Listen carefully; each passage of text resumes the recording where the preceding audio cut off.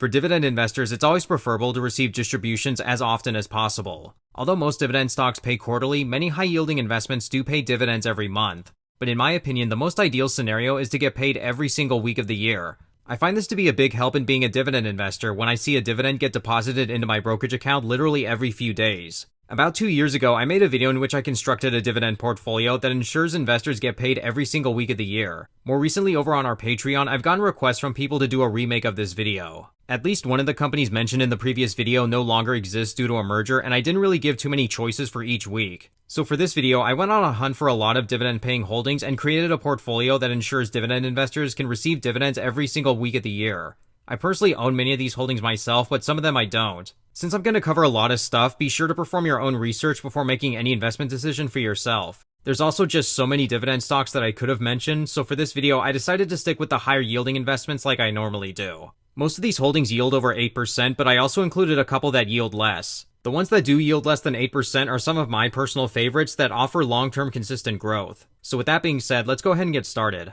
Just like in the last version of this video, to start things off, I'll mention that there actually are two dividend ETFs that pay distributions every single week. The first one is the SoFi Weekly Dividend ETF, ticker symbol WKLY, and the second is the SoFi Weekly Income ETF, ticker symbol TGIF. I've covered both of these funds in previous videos, but they both hold a combination of preferred stocks and bonds, and they do pay dividends weekly.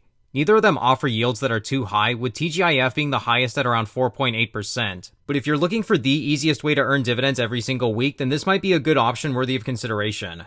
Now, when it comes to most other individual stocks and funds, not every single holding is going to pay during the exact same week every single time. For example, you can see that with some monthly dividend-paying stocks, some months they do pay at the very end of a week, and then other months they'll pay at the very start of another week. So with some of these holdings, there might be a couple months each year where they don't pay during the exact same week. But I did my best to search through a lot of higher yielding dividend paying holdings that I invest in, as well as a lot of other options out there that do exist. So with that being said, let's look at the calendar that we're going to be referencing. Usually the first and the last weeks of the month are going to have the most options available. A lot of monthly dividend paying investments pay on either the first day of the month or the last day of the month. So I'll go over choices that exist for the first day of the month.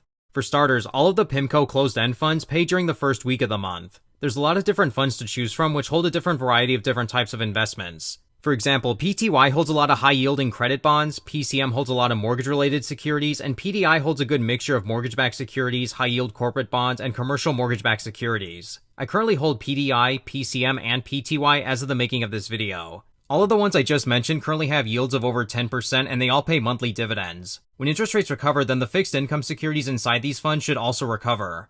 By the way, a closed-end fund is very similar to an ETF in that they hold a mixture of different investments. But they're different in that they're actively managed and they often use leverage. Most CEFs that exist do come with pretty high yields, ranging from 7 to 8% on the low end, all the way up to 15% or more on the high end from what I've come across. But PIMCO currently has 21 closed-end funds to choose from, and I believe all of them do pay during the first week of the month. For fans of investments that use covered calls, there's a couple to choose from that do pay during the first week of the month. JP Morgan currently has 2 monthly covered call funds to choose from. The first is the JP Morgan Equity Premium Income ETF, which is ticker symbol JEPI. This ETF implements a written out-of-the-money S&P 500 index call option strategy that seeks to generate distributable monthly income. It also holds equity-linked notes, which makes it a little unusual, but it offers some additional stability. Although in the last couple months it's been yielding less due to less market volatility, their 12-month rolling dividend yield is 11.04%.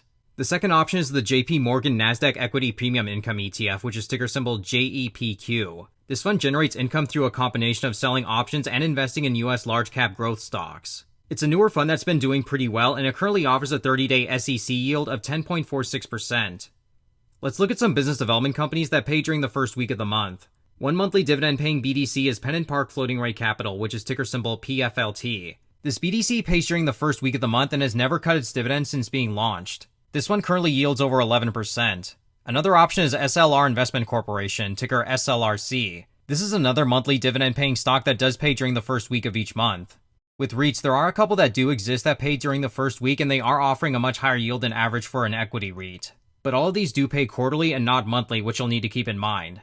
Iron Mountain, ticker symbol IRM, is a REIT that I used to own years ago that's pretty overvalued right now in my opinion, but they've been a really good performer up to this point. Another option is Vici Properties, ticker symbol VICI, and they typically do pay during the first week of the month, and they currently offer a yield of over 5% with consistent dividend growth. There's more options that exist, but these are a handful of choices that exist for collecting dividends during the first week of the month. In the second week of the month, there aren't as many options that exist, but I was able to find a couple.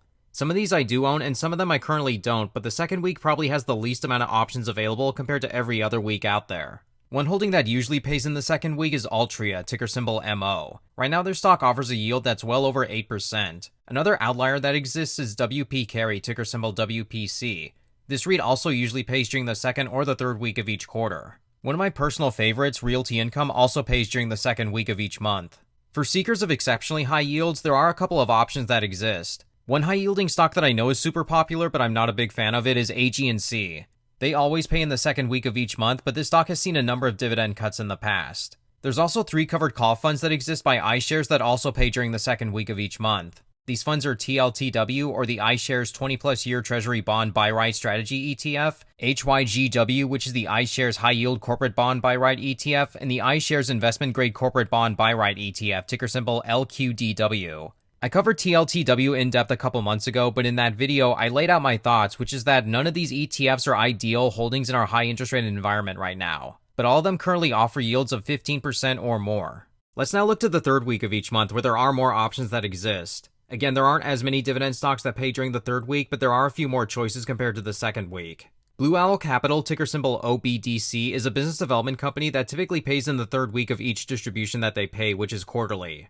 Another option is Ares Commercial Real Estate, which is an M-REIT that also pays during the same time. An equity REIT that also pays during this week is Stag Industrial, ticker symbol STAG, which is a monthly paying stock. It's probably the lowest paying investment in this video, but it does offer some really good long-term growth to investors. Again, for those seeking riskier but very high-yielding holdings, there are 2 options that I've come across. It's during the third week that the YieldMax ETFs usually pay their dividends. These are funds that use synthetic covered call options on popular stocks. Some of their ETFs include OARK, which uses options on Cathie Wood's ARK ETF, TSLY, which uses options on Tesla, APLY, which writes options on Apple, and NVDY for Nvidia stock. I've covered 2 of these funds in depth in previous videos if you want more information, but these ETFs can offer some really insane yields that exceed 40% at times. But they also have some pretty serious price swings and their dividends aren't very consistent. Again, I'd recommend doing more in-depth research if you're seriously considering any of these ETFs. Another riskier covered call option that exists are several exchange-traded notes by Credit Suisse. They have 3 different options that exist, which include GLDI, SLVO, and USOI. USOI is the most popular because it offers a very high dividend yield of over 27% as of the making of this video. All 3 of these funds also pay monthly dividends, but just like the YieldMax ETFs, their dividends can swing from month to month. Exchange-traded notes by nature are very risky because they have delisting risk. That basically means that Credit Suisse can choose to remove the securities from being traded altogether without any warning. Again, I consider these very risky holdings. I don't own any of the YieldMax ETFs or the Credit Suisse ETNs, although I did own USOI for a period before selling it when Credit Suisse was experiencing hardships. Moving on to the last week of the month, and I was able to find a lot more options to pick from. If you're looking for some additional diversification, PFFA is a monthly paying ETF that holds preferred stocks. It currently yields over 10% and can add a lot more stability since preferred stocks typically don't move much in share price. As of right now, its share price has suffered in our high interest rate environment though, but things should improve once rates start getting cut. Another set of options that exist are closed-end funds offered by BlackRock. From everything I've seen, they do pay dividends toward the very end of the month and they have several to choose from. Some funds that have offered really good track records include BST, which is their Science and Technology Trust Fund, and ticker symbol BME, which is their Health Sciences Trust.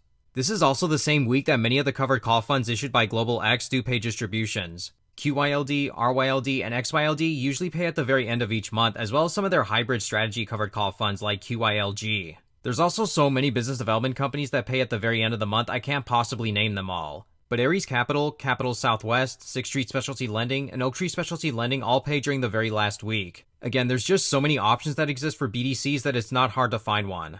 A couple of good mortgage REITs including Arbor Realty and Rhythm Capital also pay in the last week that they make distributions. There's also some additional covered call funds that pay toward the very end of each month. One is SVOL, or the Simplified Volatility Premium ETF, and I just covered this ETF a few weeks ago, but this monthly paying ETF currently yields over 17%, but it is riskier in my opinion. Another option is the NEOS S&P 500 High Income ETF, ticker symbol SPYI. This 12% yielding covered call fund also offers tax advantage dividends and also has more upside potential than your typical covered call fund. As you can guess, I also made a video on this ETF if you want to learn more about it.